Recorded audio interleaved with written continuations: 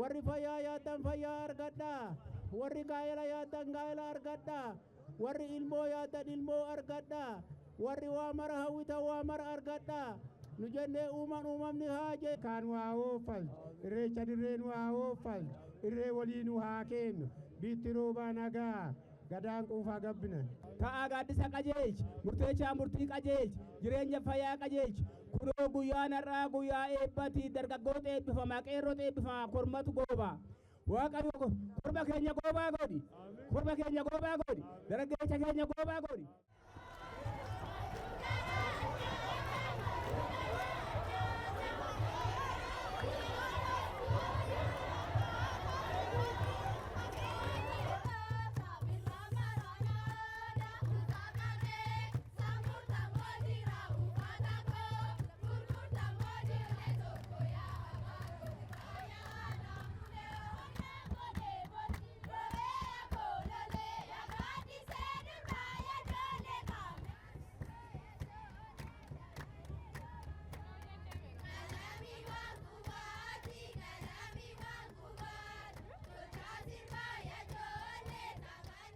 Oromoon ummata saba guddaa aadaa, duudhaa fi seenaa mataa isaa qabu ta'uun hin beekama.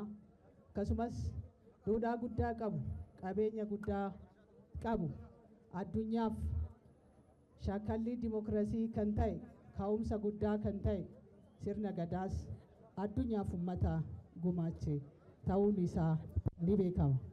Kanarraa ka'ee aadaalee duudhaa qabu kana tiksee itichee asiin ga'ee of bira darbee addunyaa fi biyya Itoophiyaa jedhamtu kanaaf gumaata guddaa ummata taasise.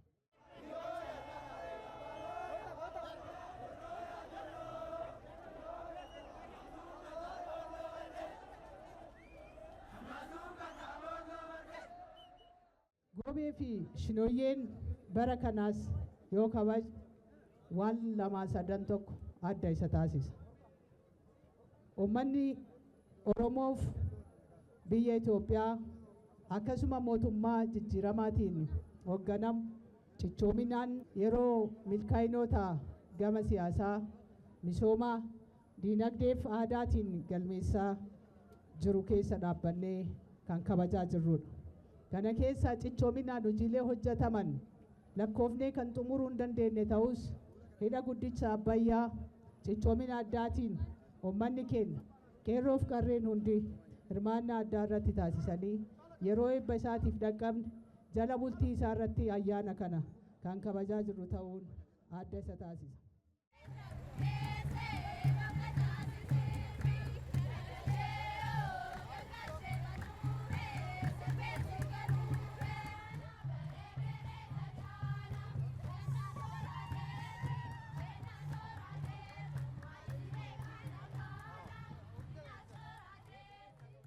Warshaa guddaa xaa'oo kana dura biyya alaatii galchinu yeroo biyya keenya keessatti dhaabnee cichoominaan jijjiirama qonna keenya irratti akkasuma misooma oomishaaf oomishtummaa biyya keenyaa dabaluuf hojii gurguddaan yeroo hojjetamaa jirutti guyyaa har'aa sirna gaggeessaa aadaa kana kan gaggeessaa jirru ta'uun adda isa taasisa. Gama biraatiin mootummaan naannoo Oromiyaa haaromsa aadaa labsee hojiitti yeroo hiikaa jiruu fi cabiinsa kaleessa aadaa duudhaaf seenaa uummata keenyaa irratti jiru suphuuf yeroo itti gaggeessaa jiru ta'uun isaa adda isa kan taasisuu fi bu'aawwan dhufe kanas cichoominaan caalmaaf yeroo itti hojjennu ta'uun isaa sirna guyyaa har'aa gaggeessaa jiru kan adda kan taasisu ta'uu isaa kaasuun barbaada.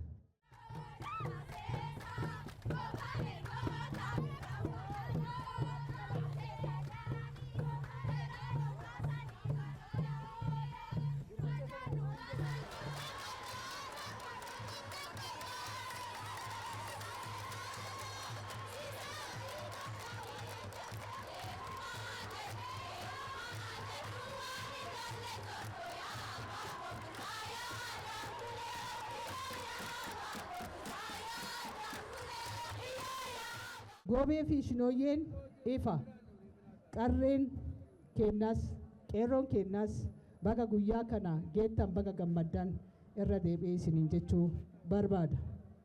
Oromoon waqtiilee uumamaa jiruu fi jireenya isaa wal simsiisee ilaala. Kanaaf waqtii birraa Oromoof hiikoo addaa qaba.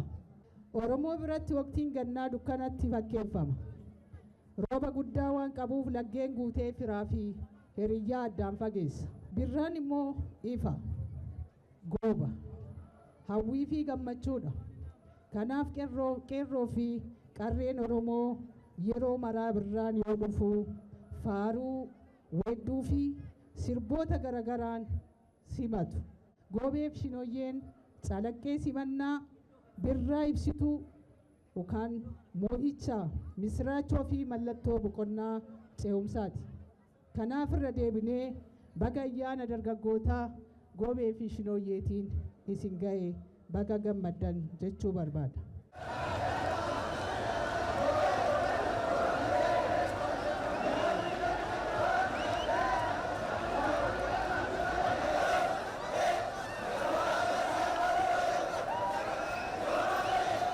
Taphni goobee fi shinooyyee sonaawwan aadaa eenyummaa saba Oromoo calaqqisiisan keessaa tokko yoo ta'u, ayyaana dargaggootaa yookaan qeerroo kan waqtiin birraa osoo hin seenin qeerroo fi qarreen walitti dhufuun simannaa ifaa birraatiif torbee tokkoof sanaa oliif kan taphatanidha.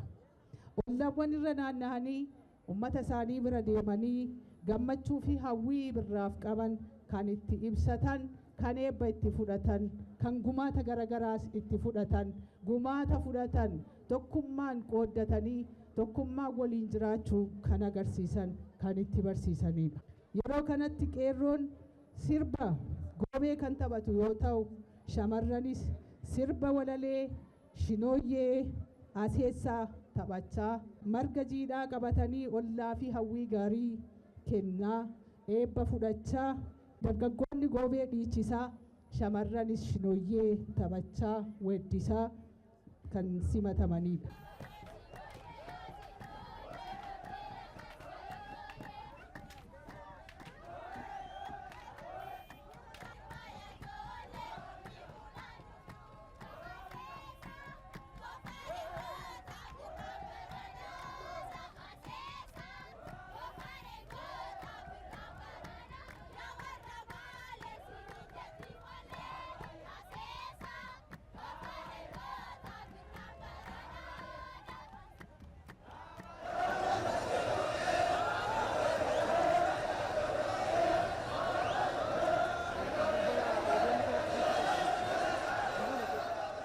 Sirnoota darban keessatti sirna hiree Oromoof murteessaa ta'e kana ijaaruurra diiguutti kan xiyyeeffate, addunyaaf qooduurra haguuguurratti kan xiyyeeffate. Uummanni guddaan kun aadaansaa akka dhokatu, akka dhiibamu, akka cunqurfamu kan taasifame. Oromoon ijaarsa biyyaa keessatti gaheen inni qabu dadhabsiisuun ummatichi seenaa waloo keessatti gahee akka hin qabne taasisanii ibsuun taasifamaa turee jira. Mootummaan jijjiiramaa rakkoowwan walxaxaa kana darbaa turan hiikuun uummanni biyyattii karaa seenessaa eenyummaa sabaa fi sablammii Itoophiyaa keessatti calaqqisiisuu danda'uun iddoo akka qabaatu, kortoo isaaf malu irraa akka dhaqqabu, sabaaf sablammii Itoophiyaa keessatti iddoo akka qabaatu, sabaaf sablammii Itoophiyaa waliin qooda qabaatee jijjiirama akka fidu taasisuuf hojiin guddaan hojjetamee jira.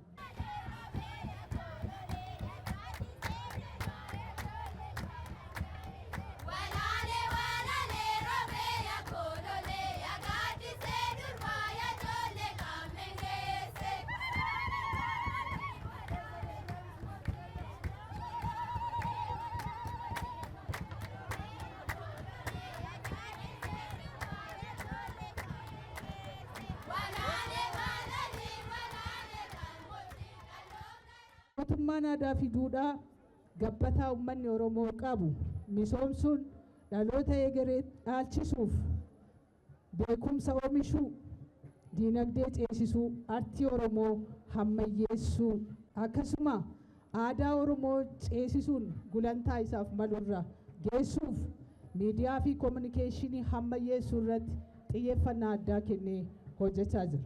Kanaaf Biiroon Aadaa fi Turizimii Oromiyaas sirnoota calaqqee aadaa Oromoo ta'an kanneen beekumsaaf ogummaan deeggaruun karaa guddummaa Oromoo gituun addunyaatti agarsiisuu danda'uun qindeessuun addunyaatti beeksisuun gurguruun diinagdeedhaaf iddoo guddaa qooda guddaa akka qabaatu taasisuun madda turizimii keessattis qooda ofii akka qabaachuu danda'u taasisuun hojjechaa jiru.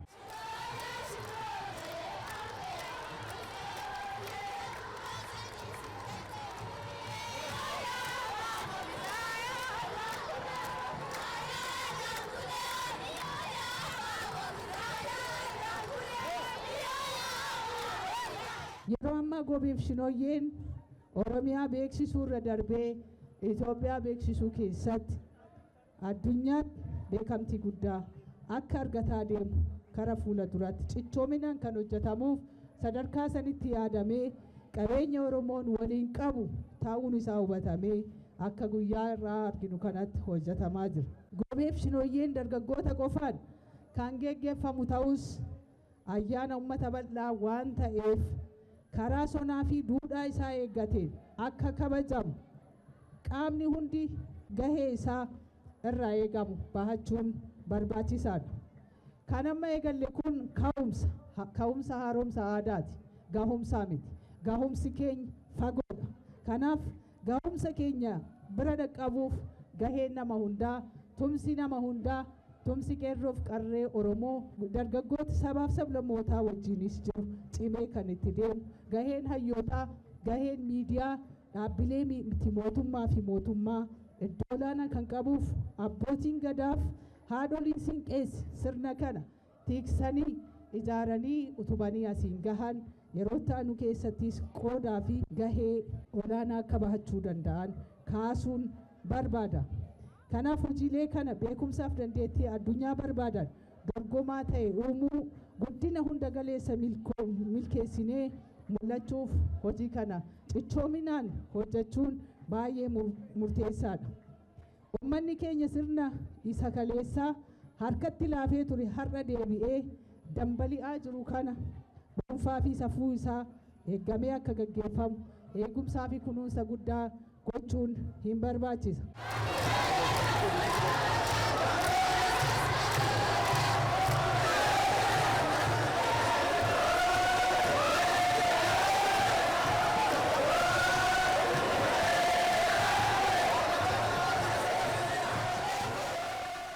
Goobeen akkuma mul'atu kana fuula birraati. Dargaggeessi akkuma mul'atu kana shimala isaa qabatee birraadha. Birraan kun immoo gannarraa gara bonaatti ce'uudhaan beekama. Kun immoo dargaggeessaaf guyyaa addaati. Ayyaana waggaaf simannaa ayyaana waggaatii fi ayyaana irreechaati jira. Jala bultii ayyaana irreechatii fi ayyaana goobeeti kun ayyaana goobee agarsiisa ayyaana goobeeti irra jira jechuudha.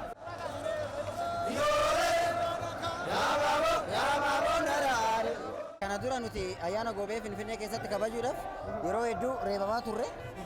Yaa ta'uti amma immoo sirna mataa keenya ijaaran mootummaa mataa keenyaan gad dhaabbanne kun ayyaana goobee kana akka sirnaan kabajnuuf babal'inaan nu godhaara.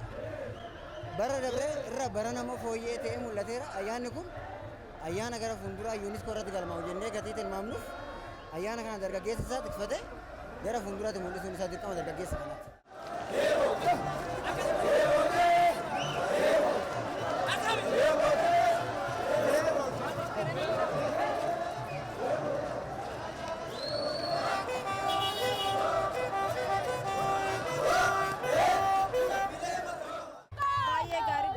magaalaa Finfinneetti argamu keenya baay'ee gammannee haala gaariirra jirra. Halkan isaa 12tti kan firaa jirra kaanedha. Haala gaariirra jirra, bareedarra jirra kan jedhu.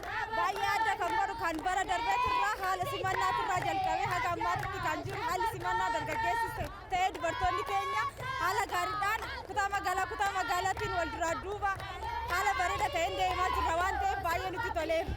Aadaa keenya isa dagatame bakkatti deebisuuf dargaggoonni keenya fi shamarroonni keenya haala kanarra jiru baay'ee nutti toleerra baay'ee gammanneerra.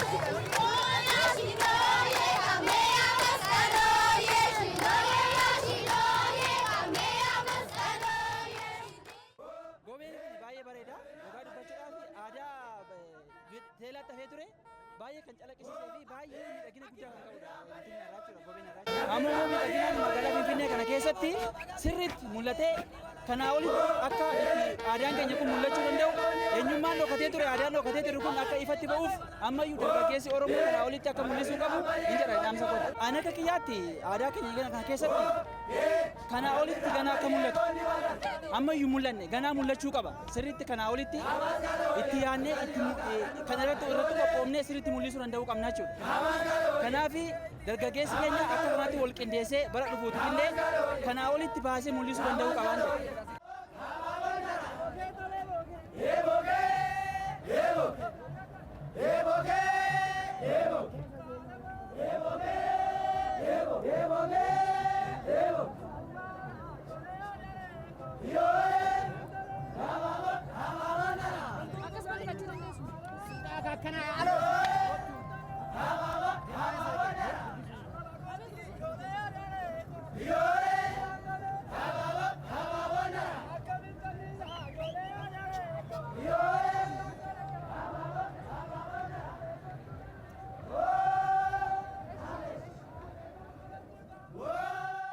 Ayyaana goobee akkasitti qophoofnee bareennee kabajaatii jirra.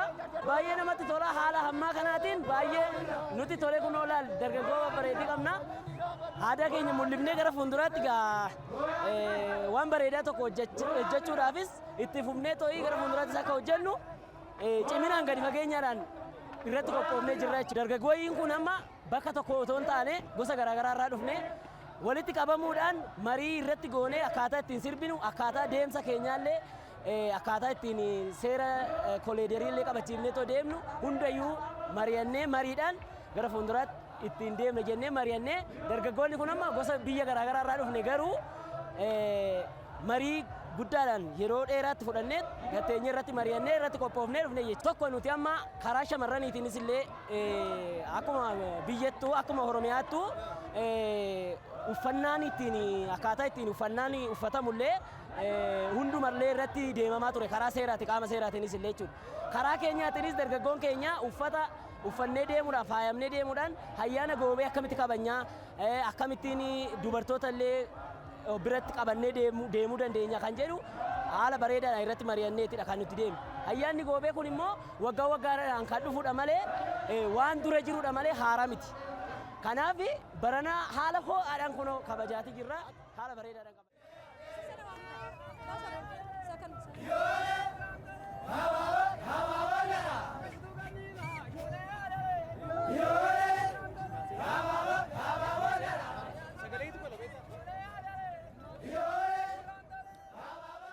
Kuni bu'aa guddaadha. Tokkoffaa nuti yeroo ulfaataa san keessa teennee aadaa, duudhaa, safuu uummata keenyaa, seenaa uummata keenyaa weellisaas turre. Dhokannee weellisaas turre. Amma immoo ifatti bahee aadaan keenya duudhaan kun dhufu bahee keessattuu handhuura Oromiyaa Finfinnee teessuma Afrikaa kan taate keessatti kabajamuun isaa baay'ee adda ka isa godhu baguma lubbuudhaan jiraannee seenaa keenya waan hojjenne waan itti dadhabne san har'a dhaloota qubeetitti wajjin kabajuun keenya baay'ee tokko nama gammachiisa. Guddina biyyaatiif akka oolu kan qabu tokkoffaa ummanni aadaa kana kiyya jedhee ofitti fudhachuu qaba dura.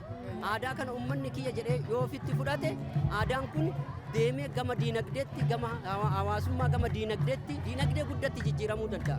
Goobeef shinooyyeen kun gara kaarnivaalaatti yookiin gara feestivaala guddatti yoo jiraate akkasumatti yuuniskoo irratti illee yoo galmaa'e diinagdee guddaa yookiin aadaa isa beekamaa ta'e kan Oromoo isa keessattuu qarreef qeerroon yeroo ganni bahee birratti yeroo dhufan ka walitti sirbanii waggaatti gizee tokko faarfatan jechuudha.